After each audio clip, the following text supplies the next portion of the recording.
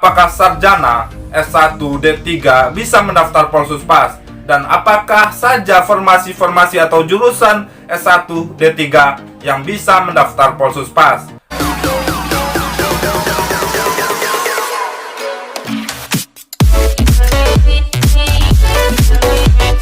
Halo guys, assalamualaikum warahmatullahi wabarakatuh. Salam abdi negara. Kembali lagi bersama aku, Randi Altukonsina. Di video kali ini sedikit aku jelaskan. Banyak sekali yang bertanya, Bang, apakah sarjana S1 D3 bisa mendaftar Polsuspas? Dan apakah saja formasi-formasi atau jurusan S1 D3 yang bisa mendaftar Polsuspas? Oke, sebelum aku jelaskan, bantu aku untuk tekan tombol like di bawah video ini agar aku lebih semangat lagi bikin video selanjutnya.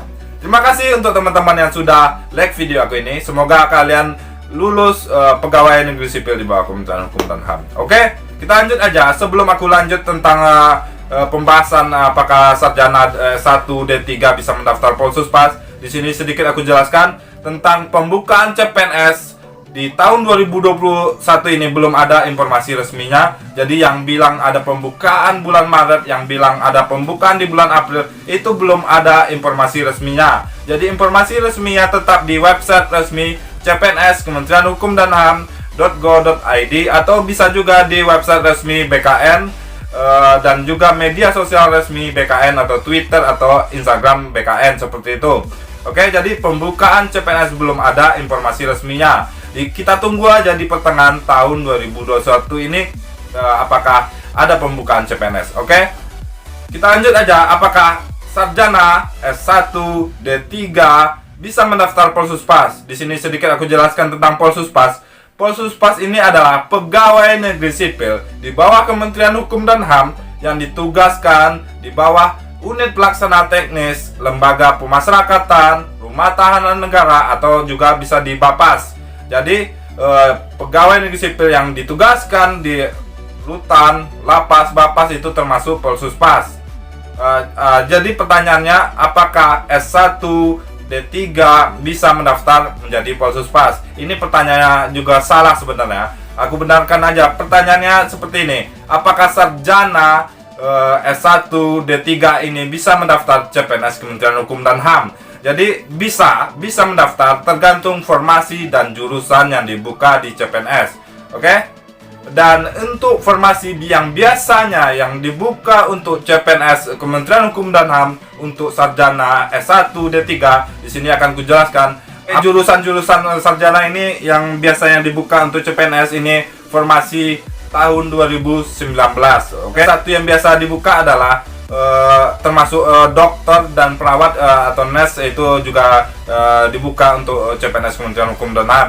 Untuk S1 umumnya biasanya adalah S1 hukum, itu sangat banyak sekali formasinya, dan S1 manajemen, S1 psikologi, S1 akuntansi, S1 ekonomi, dan S1 komputer juga ada di sini.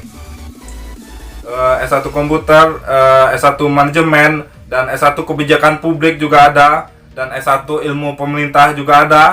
Dan untuk D3 biasanya yang dibuka untuk D3 adalah D3 akuntansi, D3 komputer akuntansi, D3 administrasi publik, D3 administrasi pemerintah, D3 administrasi negara, D3 manajemen, D3 sistem informasi, D3 teknologi informasi, dan untuk S1-nya juga ada tambahan di sini S1 kearsipan, itu juga dibutuhkan biasanya, dan S1 teknologi informasi, S1 teknik komputer, S1 ilmu komputer, dan S1 teknik informatika atau S1 sistem informatika, itu sangat dibutuhkan di CPNS Kementerian Hukum dan HAM. Jadi itu saja formasi-formasi yang biasa dibutuhkan di CPNS Kementerian Hukum dan HAM. Dan banyak juga ada yang bertanya, Bang, apakah sarjana pendidikan bisa mendaftar CPNS Kementerian Hukum dan HAM? Biasanya untuk sarjana pendidikan tidak ada formasinya. Jadi tidak ada formasinya, dibutuhkan S1-nya tidak dibutuhkan.